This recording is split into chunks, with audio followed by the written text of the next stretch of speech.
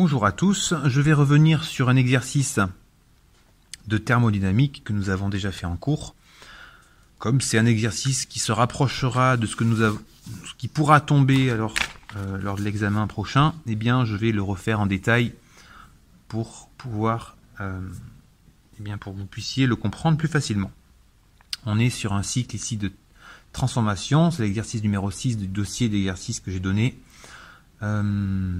Cycle de transformation, on a un cycle de 3 étapes, 1, 2 et 3, pas très compliqué, et j'ai rajouté en plus les formules que j'ai données au tableau lors de la résolution, chose que vous devez connaître pour votre BTS. Par contre, on est ici en début de BTS, on apprend à se servir de tout ça, ce sera des choses qui seront données lors de la prochaine évaluation. Donc les formules sont ici, j'ai besoin juste de savoir les appliquer, de savoir lire mes données, de savoir lire aussi la courbe ici. On va commencer par ça, on va lire cette courbe et regarder ce qu'on peut en déduire. Déjà on me dit qu'on a 1 kg de fluide dont les transformations sont représentées sur le diagramme de Clapeyron. Je rappelle qu'un diagramme de Clapeyron, c'est un diagramme pression-volume. OK. Et que la première transformation est isotherme. Isotherme, c'est une des 4 transformations qu'on a étudiées, qui est à connaître. Je dois savoir ce qu'elle veut dire et savoir la dessiner.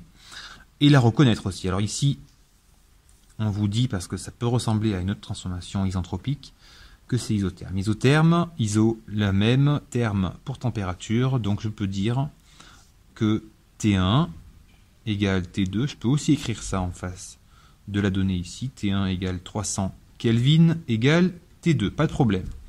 Je vois qu'entre 2 et 3, j'ai une ligne horizontale. Une ligne horizontale, ça veut dire que sur mon graphique, je vais avoir effectivement la même pression en 2 qu'en 3.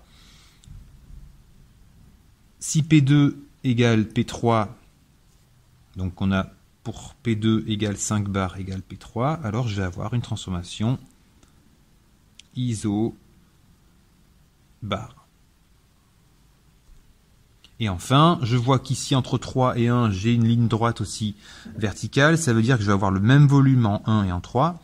De la même manière, je peux dire que V1 égale V3 et c'est une transformation isochore.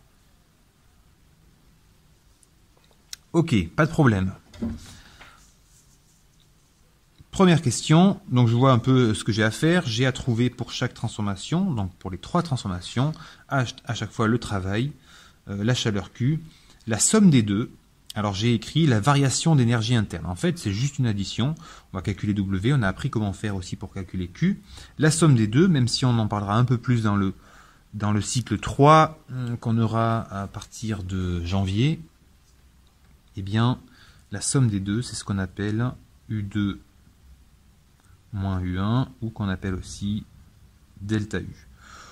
C'est pas important pour maintenant, mais c'est ça que ça veut dire quand j'écris la variation d'énergie interne. Donc on va remplir pour chaque transformation les valeurs demandées de W de Q, et quand on n'aura pas assez de valeurs pour l'utiliser, on les déduira de la formule d'étape PV égale MRT. Alors on va faire ça méthodiquement, on va commencer par la première. La première, on me dit transformation de 1 à 2, donc on va calculer W. Le tableau des ressources me dit que W de 1 à 2 pour une isotherme, c'est la masse multipliée par R, constante des gaz parfaits, multipliée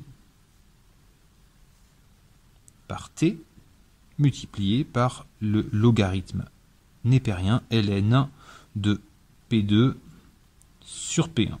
Bon. Je vais faire l'application numérique. Je remplace application numérique. W, le travail de 1 à 2, ce sera donc la masse 1 fois 287, multiplié par 300 Kelvin, ok, multiplié par ln. P2, on me dit que ça fait effectivement 5 bars. P1, ça fait 1 bar. ln de 5 sur 1. J'ai pas besoin ici de le convertir. Je rappelle que pour utiliser des bars, souvent on a besoin de les convertir en Pascal, sauf si vous avez un rapport, donc une division. Si vous divisez des bars par des bars ou des pascals par des pascals, eh bien vous avez la même chose, c'est un rapport de 5 sur 1.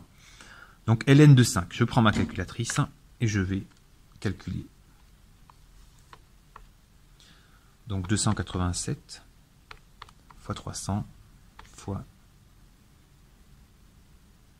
ln de 5.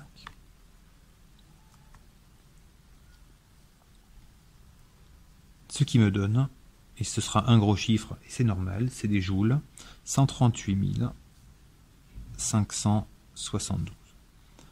Et les virgules après, c'est pas très important, vu que c'est des joules, c'est quelque chose de tout petit. Bon, très bien. J'ai mon premier W, donc je vais pouvoir écrire dans mon tableau. Alors, je peux écrire le détail, mais comme il n'y a pas beaucoup de place, je vais écrire juste le résultat. W de 1 à 2 égale 138 572 joules.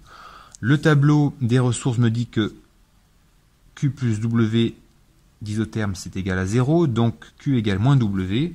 Je peux tout de suite écrire Q de 1 à 2 qui sera égal à moins 138 572 joules. La somme, on les fera. Bon, on peut la faire tout de suite, celle-là elle est facile. On va avoir U2 moins U1, donc la somme des deux qui sera égale à 0.